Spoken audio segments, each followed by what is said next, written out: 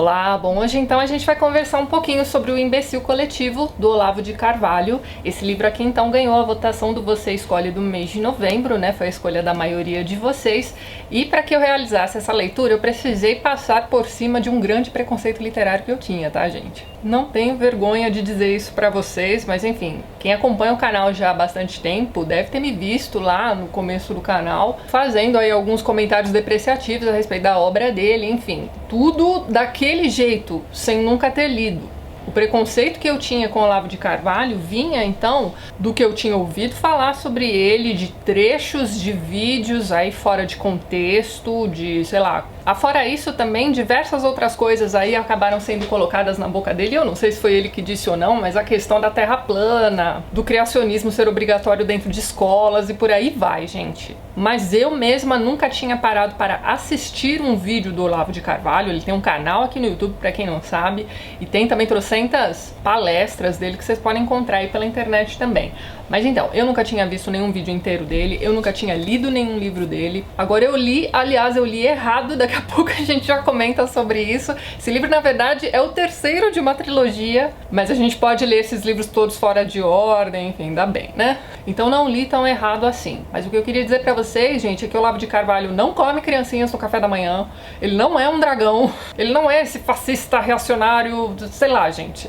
Mas ele é sim uma figura muito importante para a direita brasileira. Inclusive eu vou recomendar muito que vocês vejam um vídeo do Pondé sobre o Olavo de Carvalho. Eu vou deixar aqui um link aqui em cima para vocês e na descrição do vídeo também. Gente, eu gostei bastante da leitura desse livro. É óbvio que eu não concordei com tudo que ele disse aqui. E eu, inclusive, acho muito difícil que as pessoas concordem 100% com as outras o tempo todo. Então tem algumas coisas aqui que você começa a ler e você pensa assim, poxa, tá meio estranho isso daí. Tem algumas coisas que você começa a ler e você pensa, caramba, como assim? Eu estou concordando com o Olavo de Carvalho. E uma surpresa pra mim, que não é pro pessoal que já conhecia o Olavo e a obra dele e tudo mais, vocês já vinham me mandando algumas mensagens sobre isso, é que ele é engraçado. Então assim, dei várias risadas lendo aqui alguns desses artigos, desses textos dele. Então uma coisa importante pra você saber a respeito do Imbecil Coletivo é que ele é muito mais um livro sobre cultura do que sobre política. Como eu tinha dito pra vocês, esse livro faz parte de uma trilogia. O primeiro livro, então, se chama, eu vou ter que colar aqui, gente,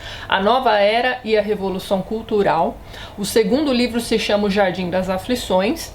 E o terceiro é esse aqui que eu tenho em mãos, então. Inclusive, Jardim das Aflições é o título de um documentário sobre o Olavo de Carvalho. Então, dentro desse meu processo aqui de quebra de paradigma, quebra de preconceito, enfim, eu acabei assistindo esse documentário e, assim, que eu vou dizer pra vocês, eu me senti bastante culpada por ter pensado tão mal de Olavo de Carvalho durante tanto tempo. Eu, inclusive, não entendi por que as pessoas proibiram, chegaram a proibir, se eu não me engano, a exibição desse documentário em diversos lugares, enfim. Gente, é um documentário sobre o Olavo de Carvalho, assim, é um recorte da vida dele, é uma conversa bastante interessante. Então, assim, tem um momento em que ele vai fazer a bookshelf tour dele, vai mostrar ali os livros da estante, tem um momento que o Olavo vai à livraria, então, assim...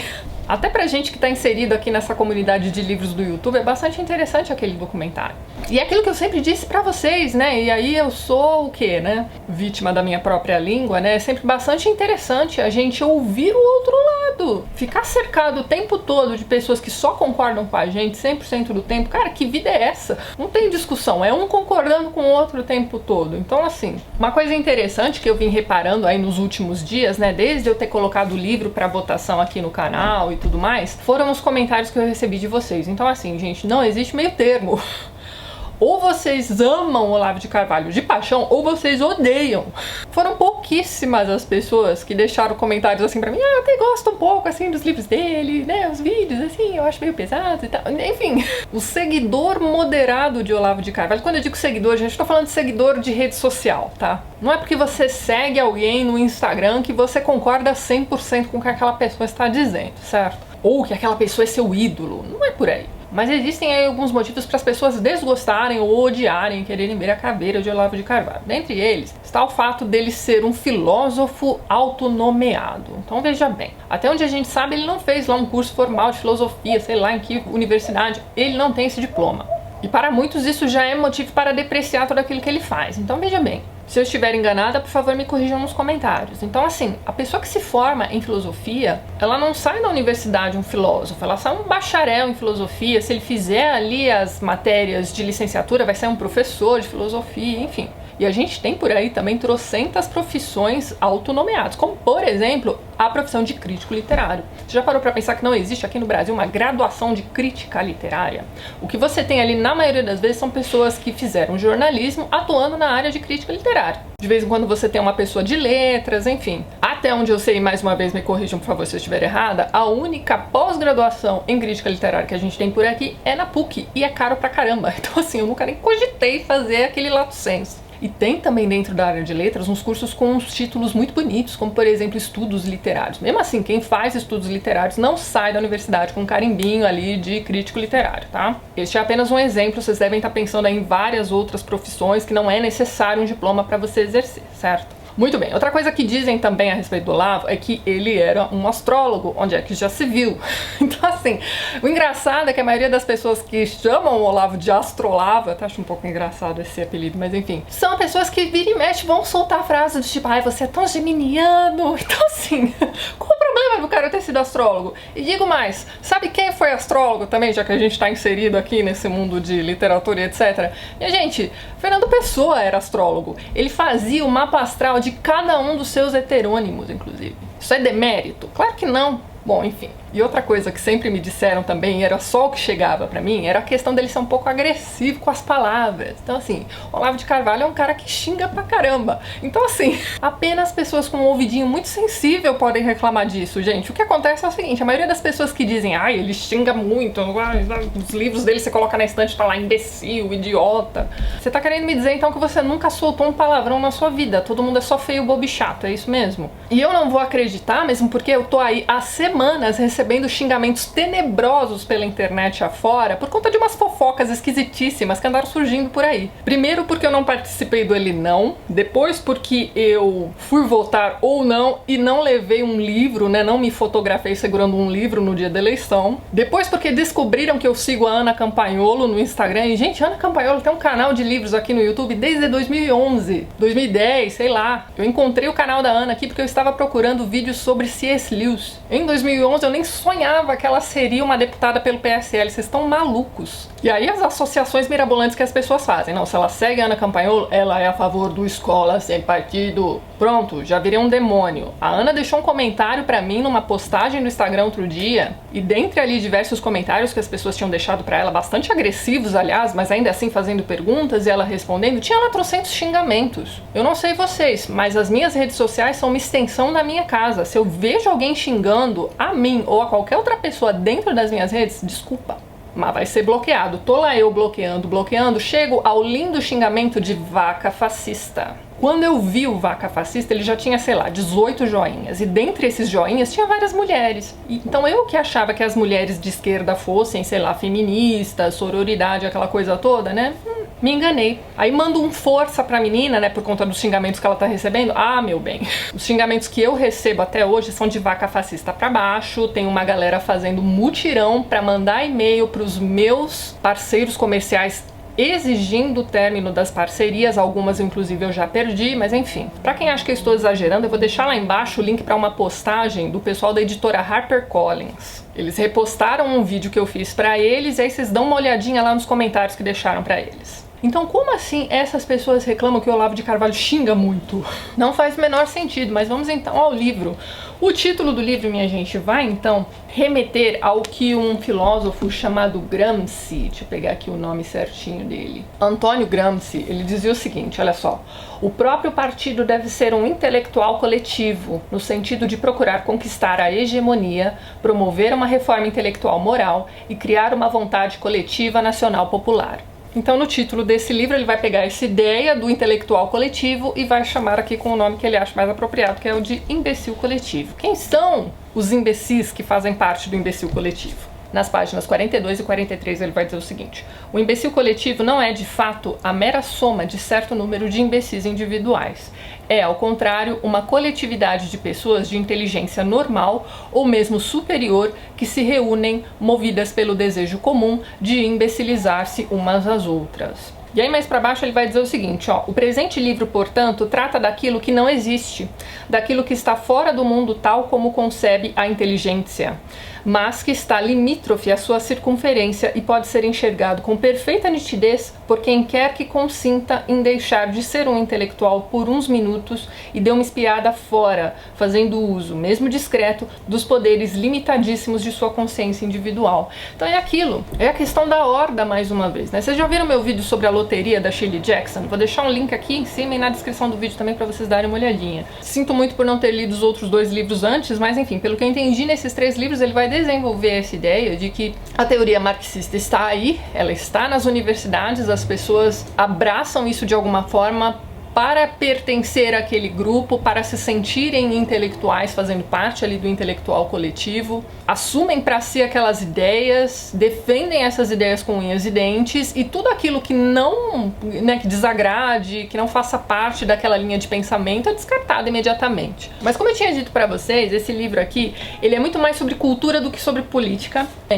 Vocês sabem, né, para mim nem tudo exige uma bandeira a ser levantada. Mas ele vai citar aqui um autor chamado Robert Hughes, que escreveu um livro chamado Cultura da Reclamação.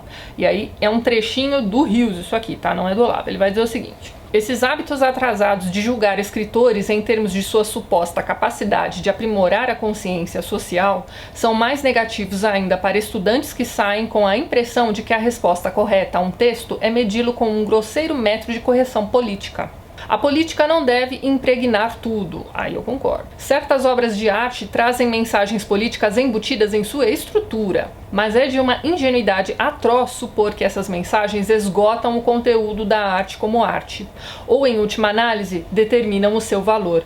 Por que então está na moda julgar a arte em termos políticos? E vale lembrar que arte aqui é um termo guarda-chuva, literatura também é arte, tá? Vou repetir a pergunta. Por que então está na moda julgar a arte em termos políticos? Aí vem a resposta. Provavelmente ensina-se isso porque é fácil de ensinar.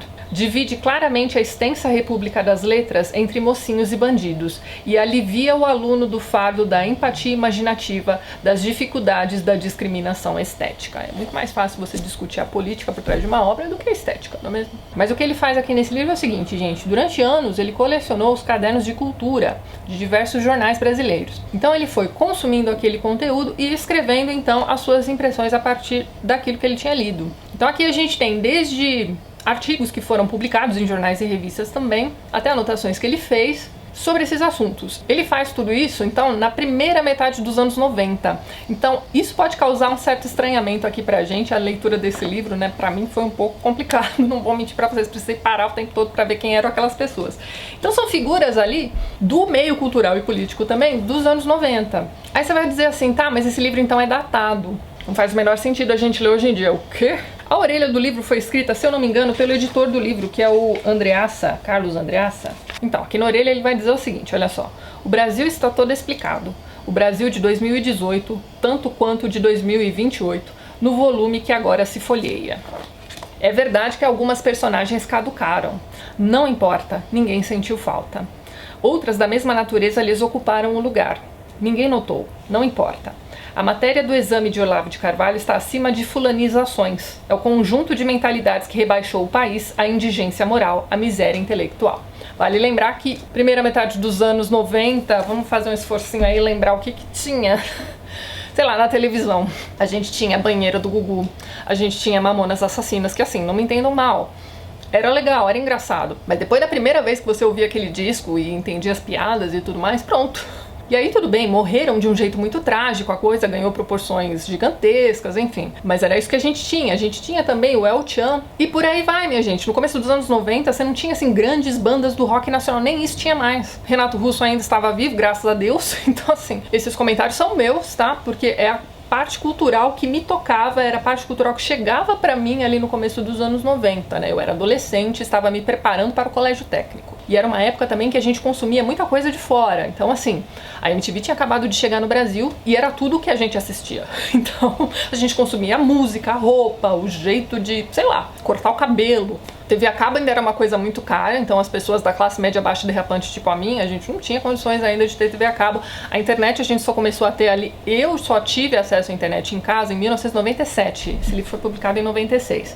Então veja bem que aqui ele faz uma análise da cultura do país antes da influência que chegou, né, antes da enxurrada que veio com acesso fácil à internet.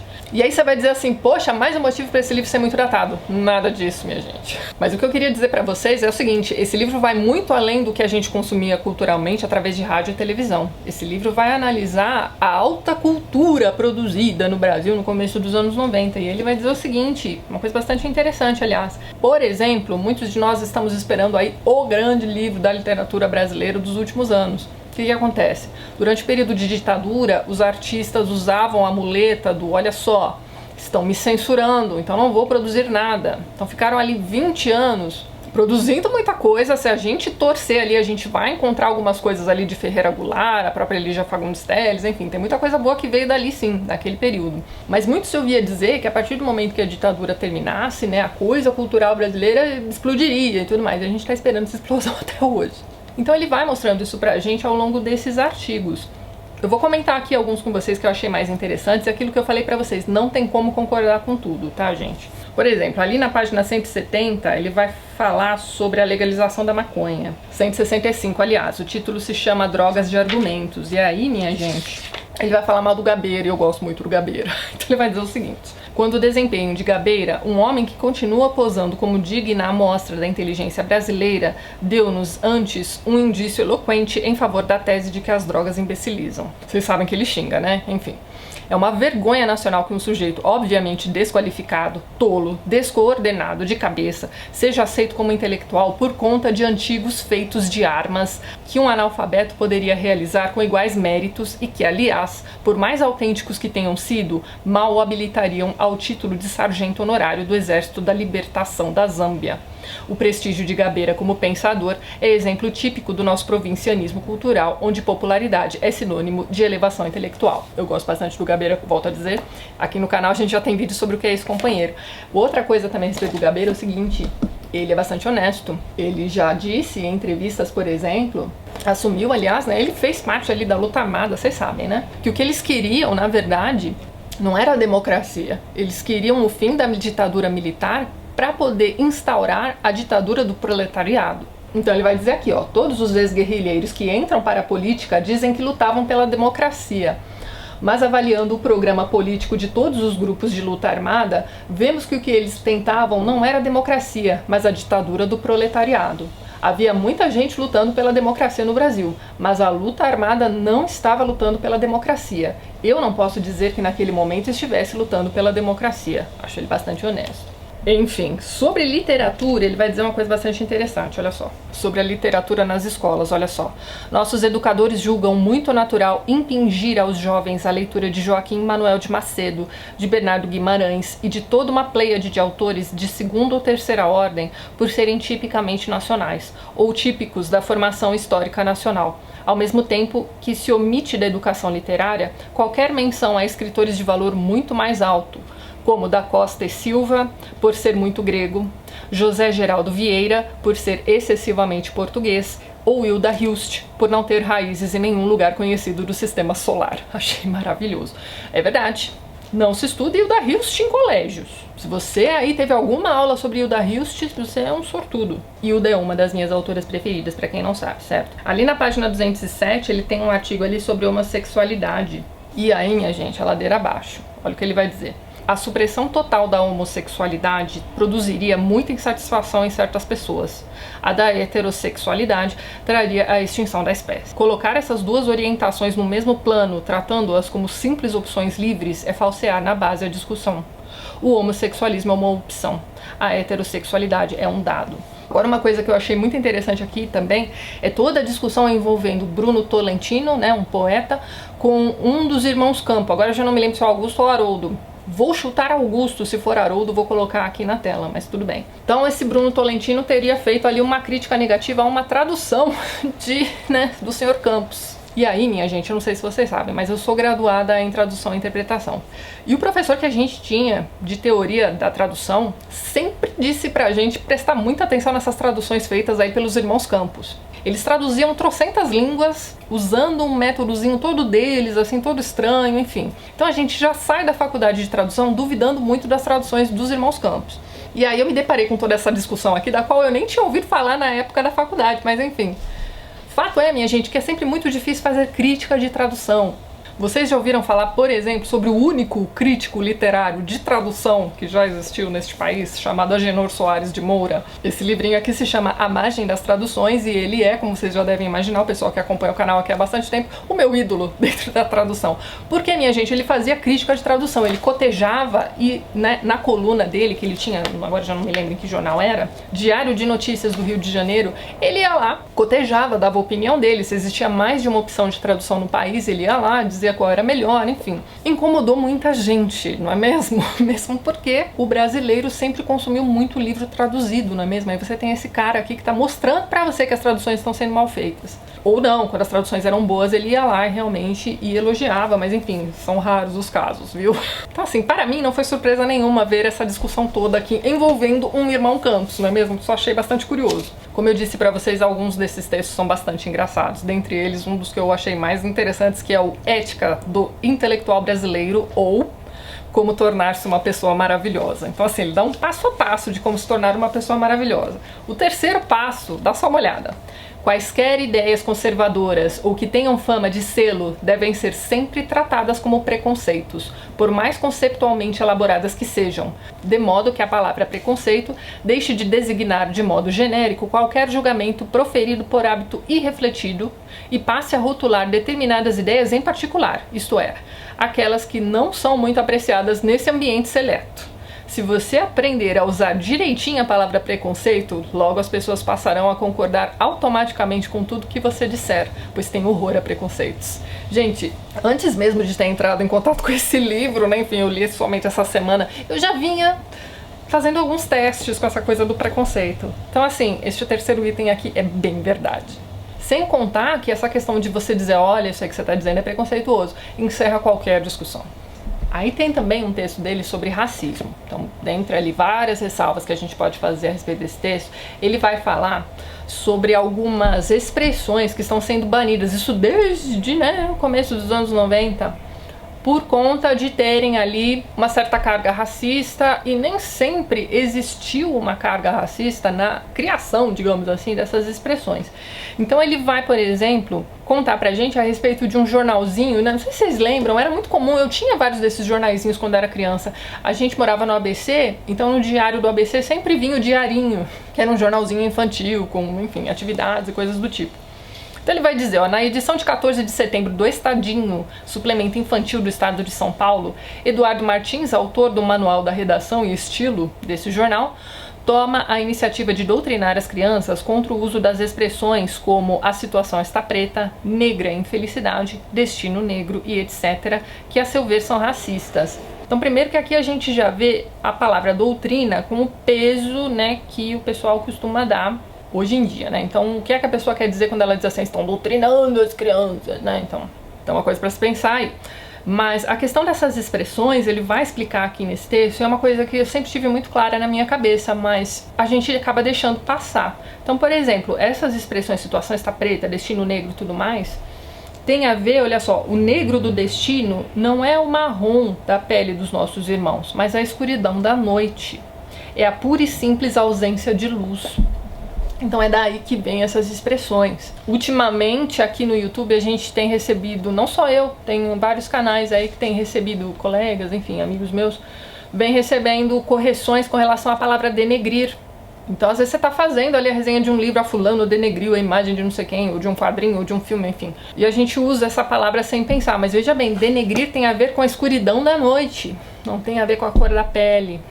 Então denegrir, pelo menos aqui no YouTube, enfim, é a mais nova palavra que a gente precisa evitar usar para não ser chamado de racista. Então você vê que as pessoas acabam confundindo um pouco as coisas, né? Poxa vida, é a questão de manchar mesmo, no sentido de deixar escuro, de apagar aquela pessoa. Não tem a ver com a cor da pele, mas enfim. Na página 322 ele faz mais uma brincadeira, né? Ele escreve ali, carta de um filósofo ao Papai Noel. A gente tem ali no último item, né? Depois de atendidos esses pedidos, vou me lembrar, querido Papai Noel, de que também desejo algo para mim mesmo. Desejo que meus livros sejam lidos sem preconceitos e que sejam respondidos com argumentos em vez de insultos. E aí, já vou pular ali para a página 336, em que ele faz um negócio que eu achei sensacional. Ele escreve uma carta para um professor da PUC. E aí ele diz o seguinte: prezado senhor, chegou ao meu conhecimento que um professor dessa instituição, após publicar em jornal umas opiniões ranhetas concernentes a meu livro Um Imbecil Coletivo, foi perguntado por um aluno se lera ou não o referido escrito, e diante da classe respondeu que não, pois não iria desperdiçar dinheiro em obra de um cafajeste. Reconhecendo que a modesta condição salarial de um professor universitário hoje em dia não permite, de fato, dispêndio com coisas dessa ordem, decidi enviar um exemplar da obra a essa biblioteca, onde o austero professor poderá averiguar pessoalmente o teor da cafajestada, sem qualquer gasto incompatível com o decoro que deve imperar no magistério. Atenciosamente, Olavo de Carvalho. Então assim, ele mandou essa cartinha, mandou o livro para uma pessoa que tinha, olha só, publicado em jornal opiniões ranhetas concernentes ao livro. Então o cara publicou uma crítica negativa a um livro que ele sequer tinha lido. E é isso que a gente faz, gente. A gente sai falando mal das pessoas sem conhecer, sem saber direito. A esmagadora das pessoas que me falaram muito mal de Olavo de Carvalho ao longo da vida não leram nenhum livro dele. Eu acabei de ler o livro e, gente, tá tudo bem. É só mais um exercício da gente aprender com pessoas que pensam diferente da gente. E no caso aqui, eu concordei com muitas coisas que ele disse. Tanto com relação à cultura, quanto com relação à política, à sociedade em que vivemos hoje em dia e tudo mais, enfim. Você também pode encontrar diversas coisas aqui nesse livro com as quais você vai se pegar pensando, caramba, eu concordo com o Olavo. Vocês darem uma olhadinha. E aí, gente, não é porque eu li Olavo de Carvalho que eu vou deixar de ler Sagan, vou deixar de ler Hitchens, vou deixar de ler Sam Harris, não vou. Mas eu vou acrescentar à minha estante, sim, não só esse livro, como outros dele que eu pretendo ler aí mais pra frente. Tem mais um trechinho aqui que eu queria ler pra vocês. Isso aqui faz parte de uma entrevista que ele deu. Então a pergunta foi a seguinte, ó: qual a força de um filósofo dentro de uma sociedade profundamente massificada? Aí ele responde: é a força de um pequeno comprimido de tranquilizante no corpo de um neurastênico. Não vai curá-lo, mas vai lhe dar um breve momento de calma e lucidez, no qual ele poderá tomar decisões que mudem sua vida. Se a sociedade souber aproveitar a presença do filósofo, melhor para ela. Senão, o filósofo, sem recriminar ninguém, irá calmamente para o seu canto ensinar a si mesmo o que os outros não quiseram aprender. Então é isso. É um livro bastante interessante. Eu gostei de 80% de tudo que eu li aqui. Os outros 20% me deixaram incomodada. Ele é um cara que provoca. Então, assim, ele é sarcástico, ele vai enfiar o dedo na ferida, ele não vai passar a mão na cabeça de ninguém. Ele escreve muito bem, então assim, o texto dele acaba sendo bastante bonito, bastante trabalhado. Não vi nada aqui que o desmereça enquanto filósofo, enquanto profissional, enquanto pessoa. Ele é simplesmente uma pessoa, um autor que vai discordar da maioria de vocês. Então eu levei 36, amanhã 37 anos, né, enfim, pra quebrar essa barreira e descobrir o que ele tem a dizer. E assim, gente, foi ótimo, experiência reveladora. Vou ler outros livros dele, sim. Inclusive, vocês já podem recomendar aí outros livros para mim nos comentários. Recomendo o livro não só para quem se interessa pelo que ele tem a dizer, mas também para quem não se interessa, sabe?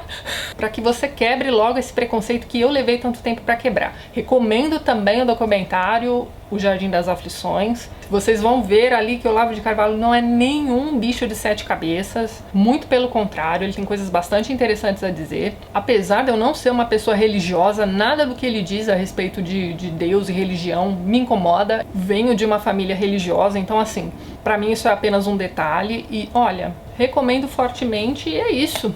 Vejo vocês nos próximos vídeos do canal, um beijo grande e até mais!